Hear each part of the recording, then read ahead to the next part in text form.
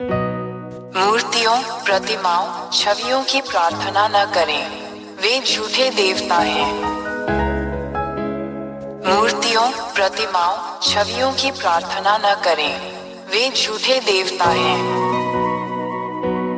मूर्तियों, प्रतिमाओं, छवियों की प्रार्थना न करें, वे झूठे देवता हैं। मूर्तियों, प्रतिमाओं, छवियों की प्रार्थना न करें, वे झूठे देवता हैं।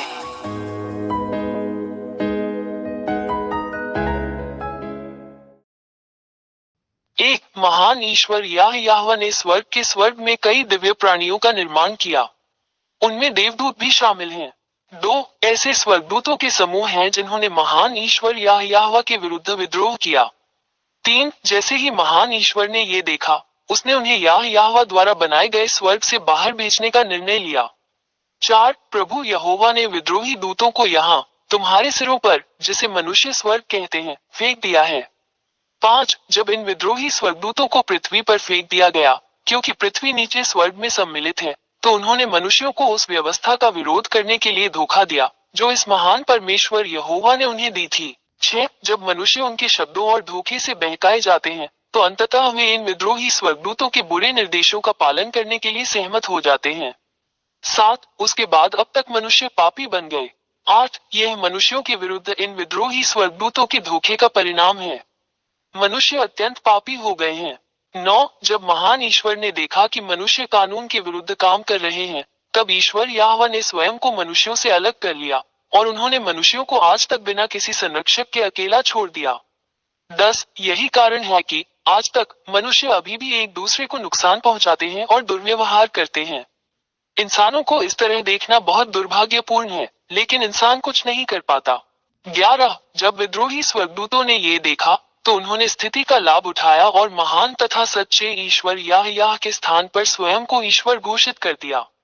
12 विद्रोही स्वर्गदूतों के पास मूर्तियां थी, उनकी छवि में मनुष्यों द्वारा बनाई गई मूर्तियां, ताकि मनुष्य इन झूठे देवताओं, इन विद्रोही स्वर्गदूतों, गिरे हुए स्वर्गदूतों की महिमा करने के लिए इन मूर्तियों और मूर्तियों की पूजा करें। 13 जब इन विद्रोही स्वर्गदूतों को स्वर्ग से बाहर निकाल दिया गया, तो महान परमेश्वर याहवा ने उन्हें ड्रैगन, सरीसृप और अन्य भयानक प्राणियों में बदल दिया।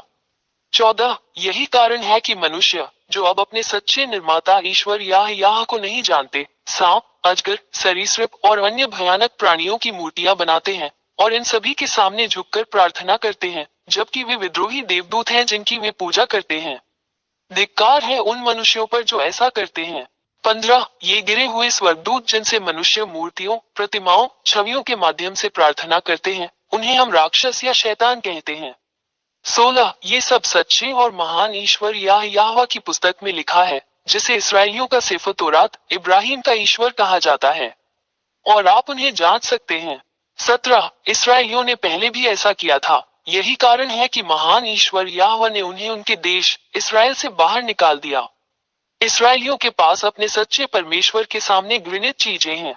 18 आज तक इसराइलियों का इस महान परमेश्वर याहवा के साथ संघर्ष चल रहा है। वहीं आप इसे देखकर भी समझ सकते हैं कि इजराइल और अरबों के बीच समस्या खत्म होने का नाम नहीं ले रही है, और इसका संबंध पूरी दुनिया से है, क्योंकि यह पूरे ब्रह्मांड पर इस महान ईश्वर का प्रहार है। मानव संसार अराजकता और पूर्ण उथल पुथल में है। 19 हम हर जगह विनाशकारी युद्ध, हत्याएं, धोखे, इंसानों को एक दूसरे को मारते और आत्म विनाश करते हुए देखते हैं। यह एक संकेत है कि महान ईश्वर बहुत क्रोधित है और वो अपना क्रोध दिखा रहा है। 20 हम आपको शीघ्र ही एक स्टैंड लेने, अपने उद्धार के लिए बपतिस्मा लेकर महान ईश्वर याहवा के साथ एकजुट होने के लिए आमंत्रित करते हैं, क्योंकि इस ग्रह पृथ्वी का विनाश पहले से ही यहाँ है। यही कारण है कि मैं आपको ये सब बताने के लिए यहाँ हूँ, क्योंकि विनाश अब अपरिहार्य नहीं है। जरा बच के, यदि आप इन शैतानों और राक्षसों की पूजा करना जारी रखते हैं, तो सच्चे ईश्वर का प्रहार आप पर पड़ेगा, जैसा कि इसराइलियों पर हुआ था।